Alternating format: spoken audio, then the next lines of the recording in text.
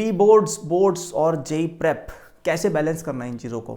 तो काफ़ी मेजर और इंपॉर्टेंट क्वेश्चन है, क्योंकि जब हम क्लास 10th में होते हैं तो हमारे सामने एक ऐसी इमेज बनाई जाती है, जैसा हवा बनाया जाता है कि भाई 10th बोर्ड तो वो भाई 10th बोर्ड आ गई है यार, राइट। सो इसको लेके मैं 2-3 पॉइंट्स दूंगा, लेकिन उससे पहले चैनल को सब्सक्राइब नोटिफाई कर लीजिए for the best JEE guidance that you can gate.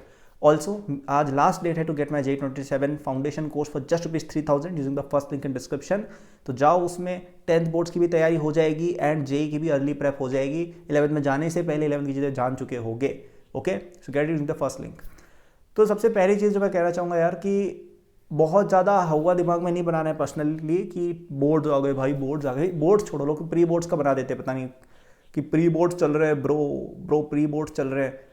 भाई nobody cares about your class 10th boards, let alone your pre boards. वो तुम अभी बहुत स्कूल वाली मेंटालिटी से सोच रहे हो। मतलब आप जब जूम आउट करोगे ना, बहुत ज़्यादा जूम आउट लाइफ में, मतलब अज्यूमिंग कि आप आगे जाके IIT वाईटी पहुंच गए, फिर तुम्हारी अच्छी जॉब वॉब लग गई कि फॉरेन में या इंडिया में चाहो तो जो भी स्टार्टअप जो तुम्हें करना है, जो तुम्हें करना है, जो भी तुम्हारा करियर गोल है, आपने वो लेट से अचीव कर लिया। फिर आप जूम आउट करोगे ना, तो उसमें 10वीं क्लास आपको दिखेगी भी नहीं कि भाई 10वीं क्लास क्या थी। एक जेई वाला मोमेंट दिख जाता है। जैसे मैं याद करता हूँ, मेरे को जेई वाला मोमेंट दिखता है क्योंकि वो मेरे लिए बहुत पाइवेटल था, इसलिए दिखता है वो भी। बाकी लोग तो भूल जाते हैं जेई रैंक क्या थी। अच्छा 1140 थी कि 1143 थी, याद नहीं भाई, थी ऐसी कुछ थी भाई, 1100 समथिंग थी। लोग ऐसे भूल जाते हैं अपनी रैंक्स भी एक्चुअली, राइट। तो इतना ज़्यादा बोर्ड्स मैटर नहीं करता जितना आप सोचते हो। However it does matter for now, क्योंकि अभी आपके पास इमीडिएटली कोई गोल नहीं है और 10वीं में अच्छे नंबर नहीं आते हैं तो 11th में अच्छी जगह एडमिशन नहीं होता है और पेरेंट्स को भी बुरा लगता है। तो आई वुड से कि अगर आपके बोर्ड्स में बिल्कुल ही नंबर नहीं आ रहे हैं, प्री बोर्ड्स में या हाफ ईयरलीज में आपके नंबर 50%, 60%, 70% या इवन 80 आ रहे हैं, तो मैं कहूँगा भाई बोर्ड्स पे फोकस कर लो। क्योंकि अगर आपसे 10वीं क्लास की बोर्ड्स की पढ़ाई नहीं हो रही है तो आप जेई की क्या प्रिपरेशन कर लोगे। आपकी 10वीं ही बहुत वीक है, आपको उस पर नंबर 1 फोकस करना चाहिए अभी, उसको स्ट्रॉन्ग करो, फिर 11th में जाके हम सोचेंगे, राइट। और जो बच्चे अच्छा कर रहे हैं, मतलब जो बच्चे पढ़ रहे हैं अच्छा, like they are getting 90% and above in all their exams, और छोटे मोटे ओलंपियाड्स वगैरह क्रैक करते रहते हैं, कोचिंग में है जेई की और अच्छा कर रहे हैं, like they are good students, जो मतलब गुड एकेडमिकली गुड स्टूडेंट्स। ठीक है, बाकी तुम कैसे हो मुझे नहीं पता भाई, लेकिन you are academically good and तुम अच्छे नंबर ला रहे हो आप। Okay, you are doing preparation for JEE on the side. If you are this kind of student, then भाई मैं तो कहूँगा don't focus on boards like at all.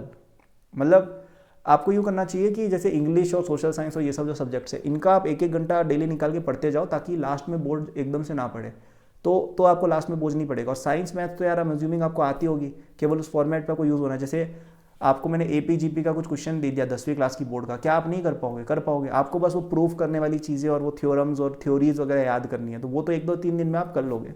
तो अगर आप एक हार्ड कोर जेई एस्पिरेंट हो ना भाई, और आई एम अज्यूमिंग कि हार्ड कोर जेई एस्पिरेंट का मतलब है कि भाई इतनी डिसिप्लिन आप में है कि इंग्लिश सोशल साइंस 1-1 घंटा आप डेली पढ़ के कवर कर लोगे, और एग्जाम्स में ऐसा नहीं कि भाई 60% लेके आ गए बोर्ड्स में क्योंकि पढ़ा नहीं था, वैसा नहीं होना चाहिए। But if you are someone who can balance this and JEE prep, तो भाई आपको जेई प्रेप में पूरी तरह से घुस जाना चाहिए, क्योंकि दिस इज़ द टाइम, मतलब this is the time of you for getting the best possible rank. जैसे मैं भी जब इस स्टेज पर था ना, मैं बहुत 11th-12th की और पता नहीं क्या क्या जेई किताबें पढ़ा करता था, बिकॉज आई न्यू कि 11th-12th में टाइम नहीं मिलता है। आप कितने भी स्मार्ट हो, कितना भी डमी स्कूल कर लो, you will have loads of workload in class 11th and specially class 12th में। 11th की स्टार्टिंग में फिर भी टाइम मिल जाता है, बट वो टाइम भी इज़ बेटर यूज्ड कि मतलब वो जो 11th की स्टार्टिंग का टाइम है ना, it is much better used कि आप उस टाइम में 12th का या आगे का या डिफिकल्ट चीज़ें सॉल्व कर रहे हो, नॉट कि 11th के कॉन्सेप्ट समझने की कोशिश कर रहे हो।